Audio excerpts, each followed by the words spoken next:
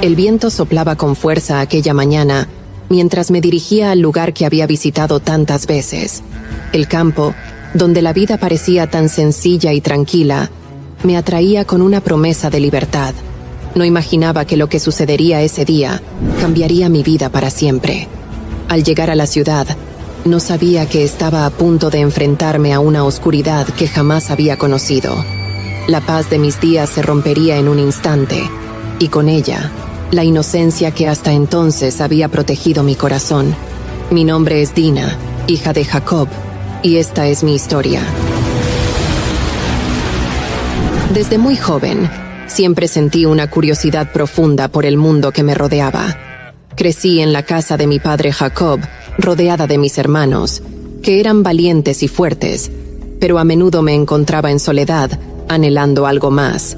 Mientras ellos salían a cazar o a cuidar el rebaño, yo me quedaba con mi madre y las mujeres de la familia, aprendiendo las labores del hogar. Pero mi corazón ansiaba conocer lo que había más allá de las tiendas, más allá del campamento. La vida en el campo era sencilla, con sus tareas diarias y las historias que nos contaban nuestros mayores. Sin embargo, el deseo de explorar el mundo exterior crecía en mi interior, como una llama que no podía apagar. Un día, la curiosidad que había alimentado durante tanto tiempo se hizo irresistible. Había escuchado hablar de Siquem, una ciudad cercana, y mi imaginación volaba al pensar en las maravillas que podría descubrir allí. Con la aprobación de mi familia, aunque con un ligero nerviosismo en mi corazón, emprendí el camino hacia la ciudad. Las historias que había escuchado sobre sus habitantes, sus costumbres y su vida diaria me habían llenado de una fascinación que no podía ignorar. Al llegar a Siquem, me quedé asombrada por lo diferente que era todo. Las calles eran bulliciosas, llenas de gente que se movía con propósito, vestidos con ropas de colores vibrantes que no había visto en nuestro campamento. Las tiendas y los mercados estaban llenos de productos exóticos, y el aroma de especias y alimentos desconocidos llenaba el aire. Mi corazón latía con fuerza mientras caminaba, con los ojos bien abiertos, absorbiendo cada detalle. Sentía una mezcla de emoción y temor, sabiendo que estaba lejos de la seguridad de mi hogar, pero también emocionada por la aventura que se desplegaba ante mí. Sin embargo, mi entusiasmo pronto se vio empañado por una sensación de incomodidad cuando me di cuenta de que estaba siendo observada. Los ojos de los hombres en la calle se posaban sobre mí, y aunque al principio pensé que era solo curiosidad, pronto me di cuenta de que la mirada de uno de ellos era diferente, más intensa. Siquem, el hijo de Amor, el príncipe de la tierra, se acercó a mí. Sus palabras eran suaves, pero había algo en su tono y en su mirada que me hizo sentir incómoda. Aunque intenté mantener la calma, el miedo comenzó a crecer en mi interior. Antes de que pudiera comprender lo que estaba sucediendo, Siquem me tomó por la fuerza. Fue un momento de terror absoluto, en el que sentí que mi mundo se desmoronaba.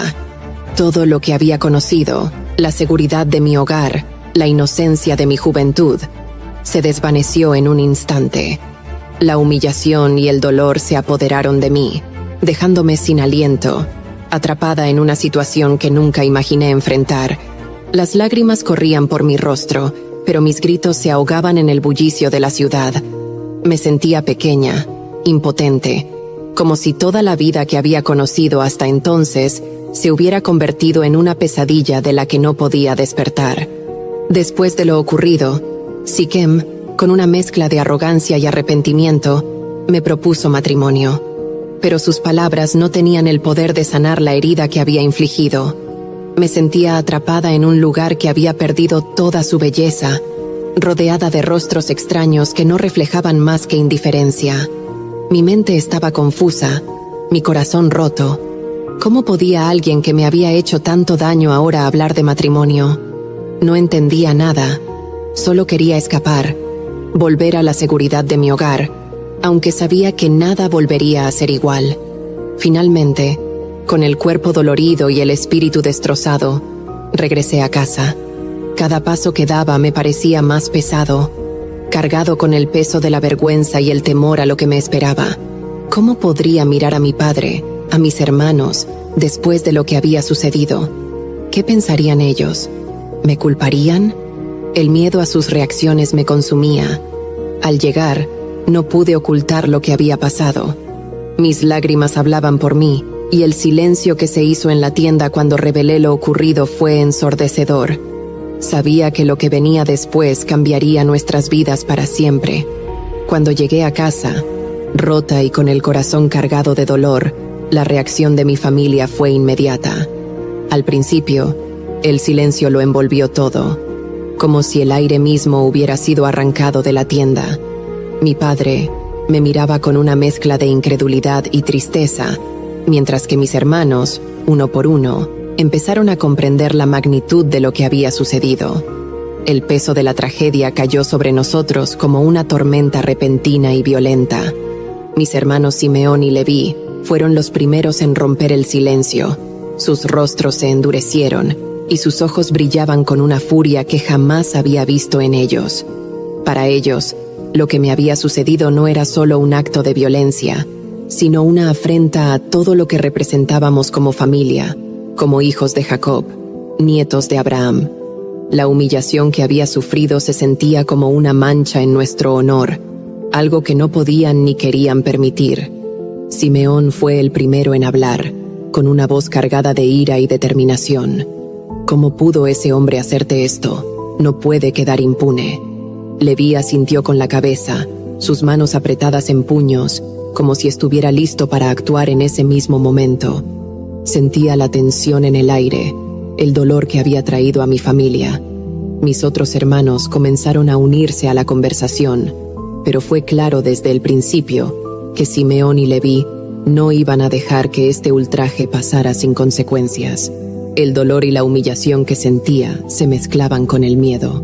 Sabía que mis hermanos eran hombres de acción, guerreros valientes que no dudaban en defender lo que consideraban justo, pero también sabía que cualquier acción que tomaran podría desencadenar una violencia aún mayor, una espiral de venganza que podría afectar no solo a ellos, sino a toda nuestra familia. Mi padre intentó calmar los ánimos.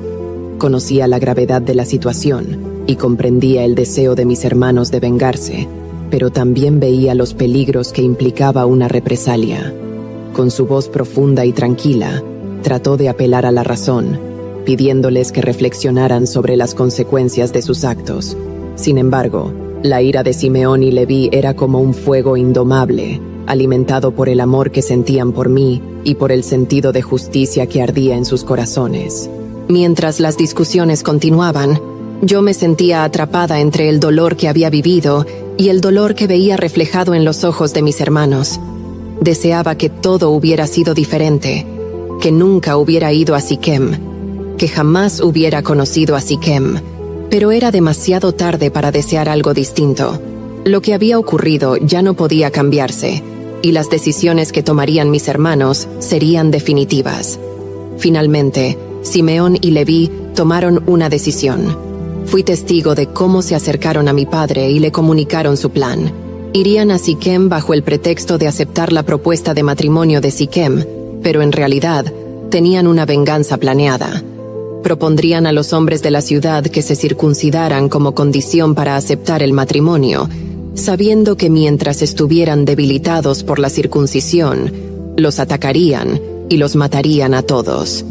Era un plan audaz y peligroso, y aunque mi padre se mostró reacio, al final, la determinación de mis hermanos prevaleció.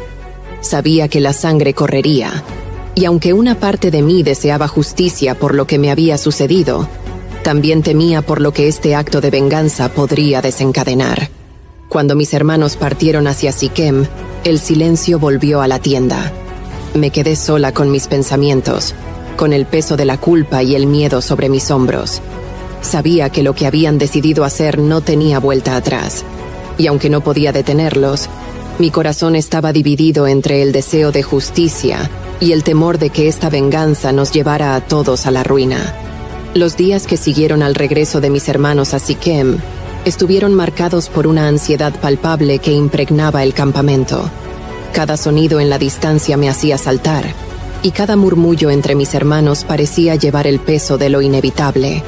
Sabía que algo terrible estaba por suceder, y aunque entendía las razones, no podía evitar sentir un nudo en el estómago que me impedía dormir. Las noches eran interminables. Acostada en mi tienda, repasaba una y otra vez los eventos que me habían traído hasta este punto. ¿Qué había hecho para merecer esto? ¿Cómo podía una curiosidad inocente haberme llevado a esta tragedia? Me sentía atrapada en una pesadilla de la que no podía despertar, y la incertidumbre sobre lo que estaba por venir solo añadía a mi tormento. No solo temía por lo que mis hermanos pudieran hacer, sino por las consecuencias de sus acciones. Sabía que una vez desatado el ciclo de violencia, no habría vuelta atrás.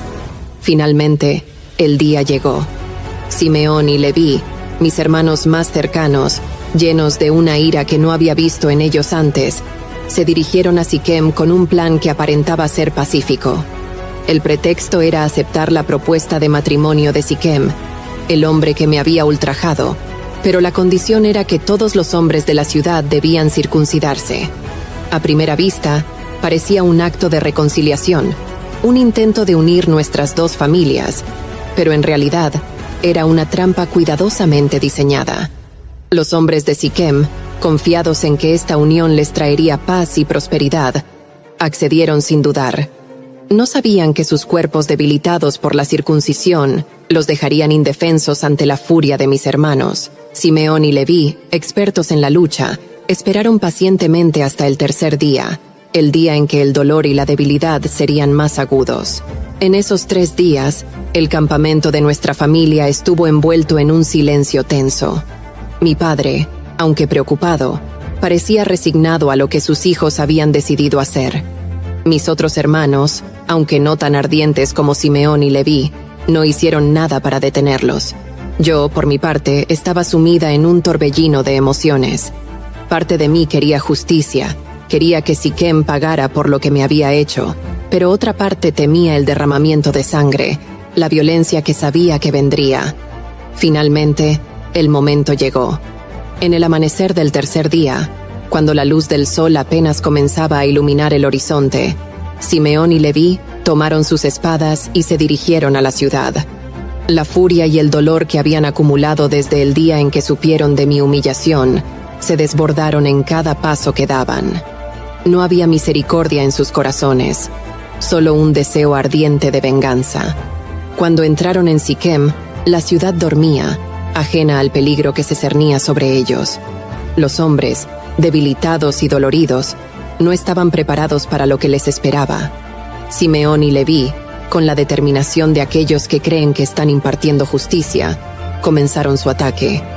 Fueron de casa en casa, sus espadas cortando sin piedad, acabando con la vida de cada hombre que encontraban. El sonido del metal contra la carne, los gritos de los moribundos, el llanto de los que quedaban atrás, llenaron el aire, convirtiendo la ciudad en un campo de muerte. Siquem fue uno de los primeros en caer. Su arrogancia, la misma que le había llevado a tomarme por la fuerza, fue su perdición. Simeón lo encontró en su cama, debilitado por el dolor de la circuncisión, y sin un momento de vacilación, lo mató. Amor, su padre, corrió la misma suerte. Los gritos de los hombres de Siquem resonaban en mis oídos, aunque estuviera lejos del lugar. Podía imaginar la carnicería que se desataba, y mi corazón se rompía un poco más con cada vida que se apagaba. Pero la furia de mis hermanos no se detuvo allí. Después de acabar con los hombres, comenzaron a saquear la ciudad. No dejaron nada intacto. Tomaron las riquezas, el ganado, y capturaron a las mujeres y los niños. Lo que había sido una ciudad próspera y llena de vida, ahora era un lugar desolado, marcado por la violencia y la muerte. Simeón y Leví regresaron al campamento cubiertos de sangre, pero no era la sangre del enemigo en una batalla justa, sino la... This episode is brought to you by LifeLock. It's Cybersecurity Awareness Month, and LifeLock has tips to protect your identity. Use strong passwords, set up multi-factor authentication, report phishing, and update the software on your devices. And for comprehensive identity protection, let LifeLock alert you to suspicious uses of your personal information. LifeLock also fixes identity theft, guaranteed or your money back. Stay smart, safe, and protected with a 30-day free trial at LifeLock.com/podcast. Terms apply. Introducing Meta Ray-Ban Display, the world's most advanced AI glasses. With a full color display built into the lens of the glasses, it's there when you need it and gone when you don't. Send and receive messages, translate or caption live conversations, collaborate with Meta AI, and more. Be one of the first to try Meta Ray-Ban Display. Visit meta.com/Meta Ray-Ban Display to book a demo and find your pair. Sangre de aquellos a quienes habían engañado y asesinado. Cuando vi a mis hermanos regresar, una oleada de emociones me invadió. Estaban a salvo, pero ¿a qué precio? Sus rostros, antes tan familiares, ahora estaban marcados por la dureza y la frialdad que la venganza les había impuesto. Mi padre fue el primero en hablar. Su voz, cargada de angustia y desesperación, rompió el silencio. Me habéis turbado, haciéndome odioso a los habitantes de esta tierra. Somos pocos, y si se juntan contra nosotros, nos destruirán a mí y a mi casa. Pero mis hermanos, aún cegados por la justicia que creían haber impartido, respondieron con una frialdad que me heló el alma. ¿Acaso había de tratar él a nuestra hermana como a una ramera? Para ellos, lo que habían hecho era no solo necesario, sino justo. No veían error en sus acciones, solo la venganza cumplida. Pero yo, mirando sus rostros manchados de sangre, supe que nada volvería a ser igual. La paz y la inocencia que una vez conocimos se habían perdido para siempre. Esa noche, mientras todos dormían, me quedé despierta, con la mente en un torbellino. Sabía que lo que mis hermanos habían hecho, aunque nacido de un deseo de protegerme, traería consecuencias que ninguno de nosotros podría prever. Y así, la oscuridad se cerró sobre nosotros, más pesada y más fría que nunca. Los días que siguieron a la masacre en Siquem fueron sombríos y cargados de tensión. El aire en el campamento estaba impregnado de una inquietud que parecía penetrar hasta los huesos. Aunque mis hermanos se esforzaban por mantener la apariencia de normalidad, era evidente que algo se había roto en nuestra familia, algo que no podía repararse tan fácilmente. El recuerdo de lo que había sucedido en Siquem seguía fresco en la memoria de todos, y aunque mis hermanos justificaban sus acciones, la culpa y el temor comenzaron a filtrarse en sus corazones. Mi padre estaba profundamente preocupado, no solo por las posibles represalias de las tribus vecinas, sino también por el impacto que esta violencia había tenido en nuestra familia. La muerte de tantos hombres y la devastación de una ciudad entera habían dejado una mancha oscura en nuestro honor, una que no se borraría fácilmente. Podía ver el peso de la responsabilidad en los ojos de mi padre, quien ahora se enfrentaba a la difícil tarea de protegernos a todos de las consecuencias de las decisiones de mis hermanos. Una mañana, cuando el sol apenas comenzaba a elevarse sobre el horizonte, mi padre reunió a la familia. Su rostro, marcado por las preocupaciones, reflejaba una resolución que no había mostrado antes. «Dios me ha hablado», dijo, su voz firme pero llena de gravedad. «Nos ha ordenado que vayamos a Betel, que construyamos allí un altar al Dios que me apareció cuando huía de la casa de mi hermano Esaú». Betel, el lugar donde mi padre había visto la escalera que conectaba el cielo y la tierra, donde había hecho un pacto con Dios muchos años atrás. Sabía que este viaje no era solo un movimiento estratégico para alejarnos de las posibles represalias, sino un intento de mi padre de reconectar con Dios, de encontrar una forma de redención para nuestra familia después de lo sucedido. Antes de partir, mi padre nos pidió que nos deshiciéramos de todos los ídolos y objetos paganos que habíamos acumulado durante nuestro tiempo en Siquem. «Purificaos y mudad vuestros vestidos», nos dijo. Sabía que esto era más que un simple acto simbólico. Era un esfuerzo por dejar atrás el pasado y comenzar de nuevo, por alejarnos de la oscuridad que había caído sobre nosotros. El viaje a Betel no fue fácil. Cada paso que daba, sentía el peso de la culpa y la tristeza que nos seguía como una sombra. Aunque mis hermanos intentaban mantener el ánimo, sabían tan bien como yo que nuestra familia había cambiado para siempre. El camino era largo y arduo, pero sabíamos que teníamos que seguir adelante. que este viaje era nuestra única esperanza de encontrar la paz que habíamos perdido. Cuando finalmente llegamos a Betel, mi padre cumplió su promesa. Levantó un altar y lo llamó El Betel, el Dios de Betel, en memoria del pacto que había hecho con Dios tantos años atrás. Mientras veía a mi padre arrodillarse ante el altar, supe que este acto era un intento de sanar las heridas que habíamos sufrido, de buscar el perdón y la guía de Dios en un momento en que nos sentíamos más perdidos que nunca. Pero a pesar de la solemnidad del momento, el dolor de lo que habíamos dejado atrás seguía latente. La imagen de la ciudad destruida, los gritos de los hombres de Siquem, la sangre en las manos de mis hermanos, todo seguía grabado en mi mente. Sabía que, aunque habíamos construido un altar y ofrecido sacrificios, el pasado no se podía borrar tan fácilmente. Las consecuencias de nuestras acciones nos seguirían y tendríamos que enfrentarlas, tarde o temprano. Después de erigir el altar, mi padre nos reunió de nuevo. Su rostro, aunque más sereno, seguía reflejando la preocupación por nuestro futuro. Dios me ha bendecido y me ha prometido que mis descendientes serán como el polvo de la tierra, que se extenderán al oeste y al este, al norte y al sur. Pero debemos ser fieles a Él, debemos seguir su camino. Sus palabras resonaron en el aire, llenas de esperanza y advertencia. Permanecimos en Betel durante un tiempo, en un intento de encontrar consuelo en la presencia de Dios, de dejar que las heridas empezaran a sanar. Pero sabíamos que no podíamos quedarnos allí para siempre. La vida tenía que continuar, y aunque el camino por delante sería difícil, teníamos que enfrentarlo con valentía y fe. Mientras nos preparábamos para continuar nuestro viaje, sentí una mezcla de emociones. Por un lado, estaba agradecida de estar con mi familia, de que Dios nos hubiera protegido hasta ahora.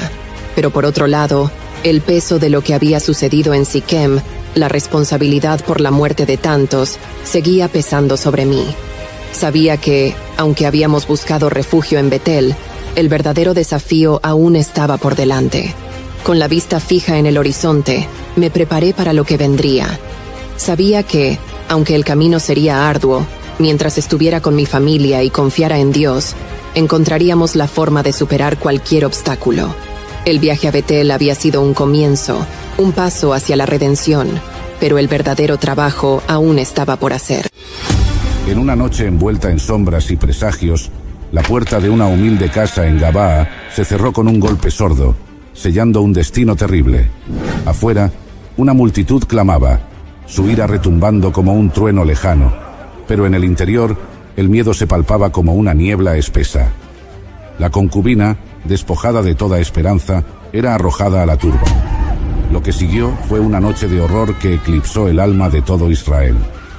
La turba, despiadada y frenética, rodeaba la casa exigiendo que se les entregara al hombre, el levita, quien había buscado refugio allí con su concubina. Incapaces de resistir la presión de la multitud enfurecida, los dueños de la casa tomaron la decisión más horrenda: entregar a la joven mujer como sacrificio para aplacar la ira de la muchedumbre. Empujada fuera de la seguridad efímera de aquellas paredes, se encontró en manos de la brutalidad desenfrenada, víctima de una injusticia que la consumiría hasta el amanecer. A medida que la noche avanzaba, la violencia se desataba con cada hora que pasaba, marcando a todos quienes la presenciaban. La mujer, abandonada a su suerte, sufría inimaginables tormentos mientras las estrellas se ocultaban, como avergonzadas de presenciar tal vileza. Al alba, lo que quedaba de ella era apenas una sombra de lo que alguna vez fue, un recordatorio sombrío de la maldad que los hombres pueden alcanzar. Pero déjenme contarles todo desde el comienzo. Esta es la historia bíblica que nunca te han contado sobre el levita y su concubina, y se encuentra en Jueces capítulo 19. En los tiempos antiguos, cuando Israel no era gobernado por reyes, sino por jueces, un levita que residía en las remotas colinas de Efraín, al norte del país, decidió establecer un vínculo con una mujer de Belén de Judá. Ella no era su esposa en el sentido formal, sino su concubina, una práctica aceptada en aquel tiempo que permitía ciertas relaciones sin los compromisos completos del matrimonio. Esta relación, aunque reconocida, estaba lejos de ser perfecta. Con el tiempo, surgió un conflicto entre ellos. un desgarramiento emocional que culminó en un acto de profunda desolación. La mujer fue infiel a su compañero. En aquellos días, la infidelidad era un asunto de grave deshonra. Optimism isn't sunshine and rainbows. It's fixing things, changing the way we fix things. It's running the world on smarter energy. Because if optimism never stops, then change can't either. GE Vernova, the energy of change. Pero en lugar de buscar una resolución rápida o un castigo, la situación tomó un giro hacia lo trágico y personal. Después de su traición, la mujer abandonó la residencia que compartía con el levita y regresó a la casa de su padre en Belén de Judá, buscando refugio en lo familiar y dejando atrás la complicada relación. Allí, en la casa de su padre, encontró un santuario temporal. Mientras tanto, el levita, con su corazón afligido por la confusión de emociones, tal vez ira, dolor o incluso amor no resuelto, decidió después de algún tiempo intentar una reconciliación. Este paso no solo sugiere que aún había lazos emocionales entre ellos, sino que también subraya las complejidades de las relaciones humanas, incluso en un contexto tan antiguo y diferente al moderno. Este intento de reconciliación era un preludio a los eventos trágicos y desgarradores que seguirían, marcando un curso irreversible tanto para la concubina como para el levita. Después de que su concubina lo dejara, el levita, movido por una mezcla de deseos de reconciliación y quizás también de retener la dignidad dentro de su relación, se preparó para viajar a Belén de Judá, al hogar del padre de la mujer. Armado con un corazón dispuesto a perdonar y quizás reconstruir lo perdido, llevó consigo a su siervo y 2 asnos, uno para montar y otro para llevar sus provisiones, señal de un viaje de consideración y seriedad. Al llegar a Belén, el levita fue recibido con más que simple cortesía. El padre de la concubina, al verlo, lo acogió con una hospitalidad desbordante. Este acto puede interpretarse como una combinación de respeto hacia el levita y una posible aprobación de su intento de reconciliación.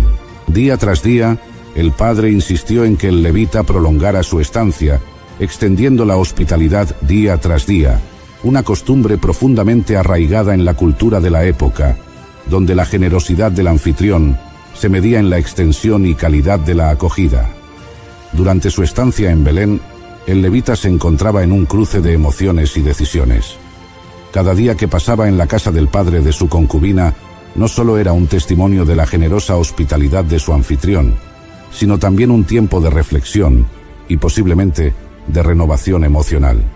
Las mañanas comenzaban con el amable bullicio de la preparación de comidas, mientras los aromas de pan fresco y guisos llenaban la casa, creando un ambiente cálido y acogedor. El padre de la concubina, en un gesto de aceptación y perdón, no dejaba piedra sin mover para asegurarse de que su huésped se sintiera valorado y respetado. Las tardes eran ocasiones para conversaciones profundas, posiblemente paseando por los campos cercanos o sentados bajo la sombra de los olivos, donde el levita y el padre de la concubina discutían sobre lo que había ido mal y cómo podrían asegurar un futuro mejor para la joven pareja. Estas discusiones, aunque a veces tensas, eran necesarias para el proceso de curación y entendimiento mutuo. El padre, actuando como mediador y consejero, trataba de infundir sabiduría y guía, subrayando la importancia de la lealtad y el compromiso mutuo. Mientras tanto, la concubina observaba desde una distancia prudente, su presencia discreta pero cargada de expectativa y ansiedad por el resultado de estas largas deliberaciones. Su retorno al hogar de su padre había sido un paso desesperado por buscar refugio ante el dolor y la confusión, pero ahora se enfrentaba a la posibilidad de un nuevo comienzo con el hombre que había elegido dejar atrás. El quinto día, el ambiente en la casa se tornó más ligero y festivo. El padre organizó un banquete más elaborado, una señal de celebración, quizás anticipando un resultado positivo de las negociaciones.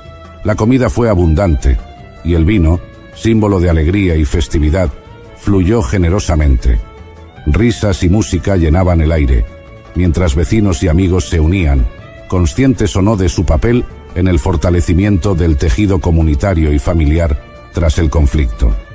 A lo largo de estos días, el levita también tuvo tiempo para reflexionar sobre su propia parte en los problemas pasados. La soledad de sus primeras noches en Belén le había dado espacio para considerar la profundidad de sus sentimientos hacia su concubina y el dolor que su separación había causado. Esta introspección fue crucial, pues reconoció que cualquier intento de reconciliación requeriría no solo perdón, sino también un compromiso renovado y genuino de mejorar como pareja. Finalmente, el 5.º día llegó a su fin, y aunque el padre de la concubina una vez más trató de persuadir al levita para que extendiera su estancia, este sintió que era momento de partir. El levita, su sirviente y la concubina, ahora con un frágil pero esperanzador entendimiento renovado, prepararon sus cosas para volver a Efraín, llevando consigo los recuerdos de días de reflexión y la esperanza de un futuro más estable y armonioso.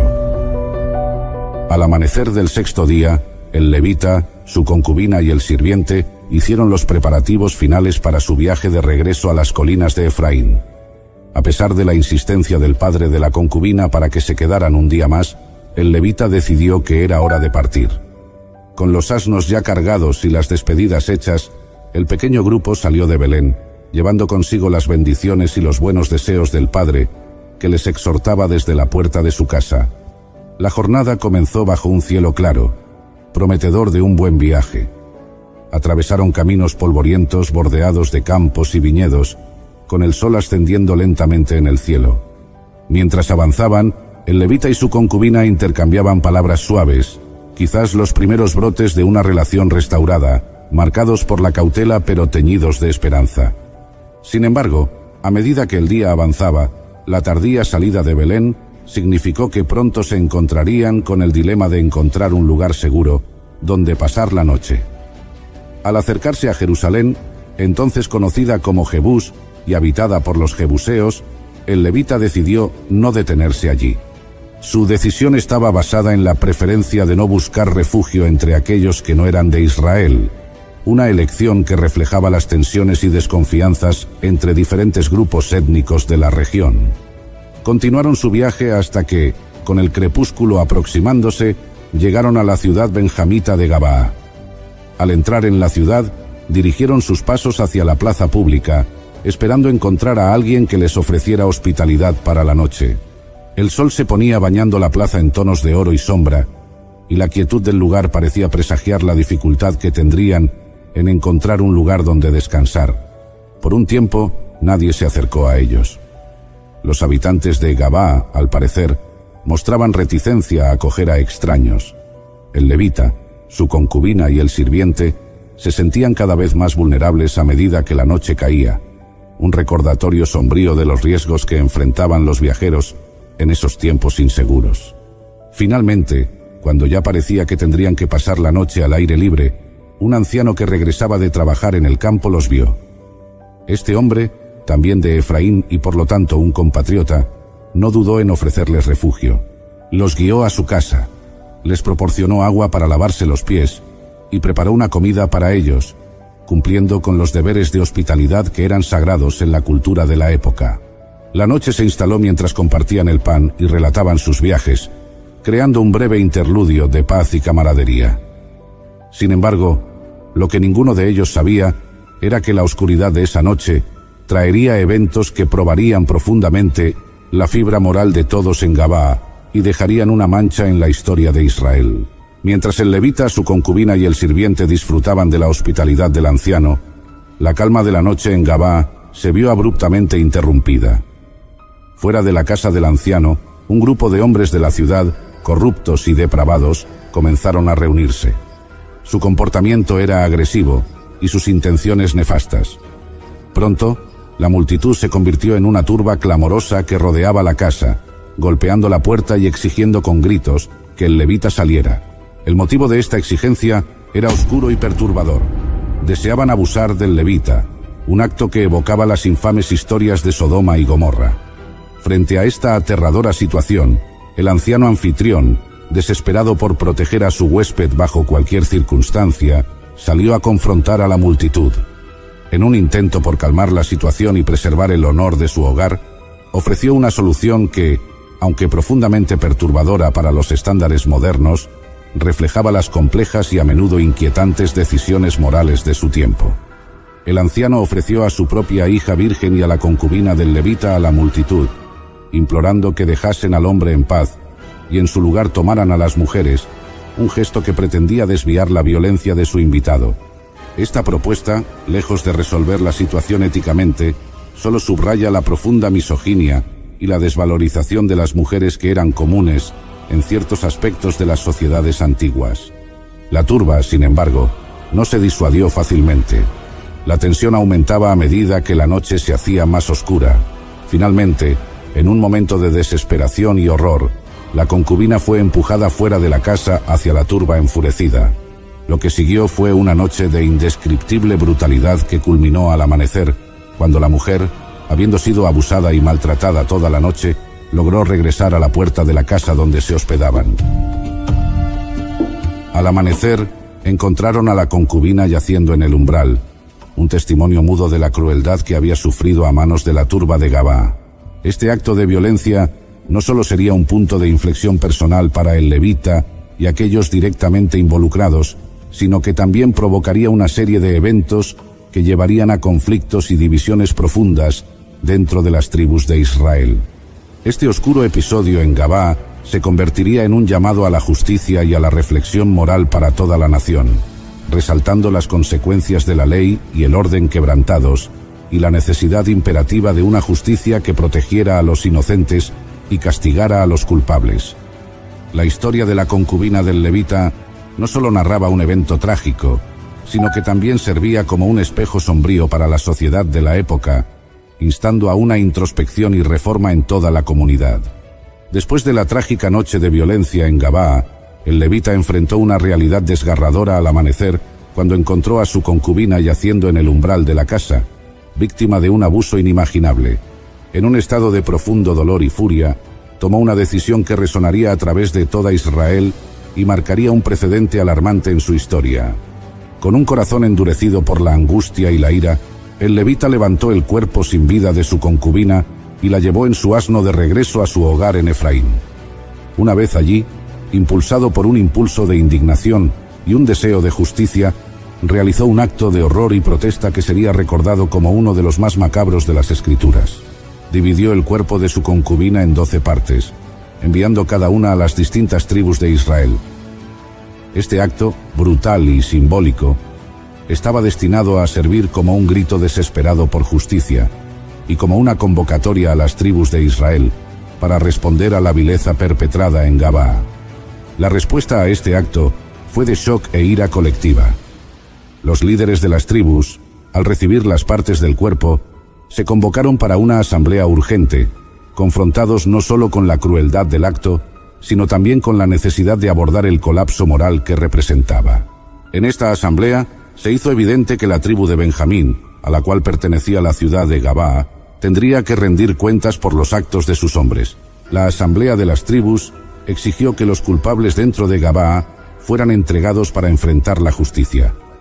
Sin embargo, la tribu de Benjamín rehusó entregar a los hombres de Gabaa, lo que llevó a un conflicto armado devastador conocido como la Guerra Civil de Benjamín.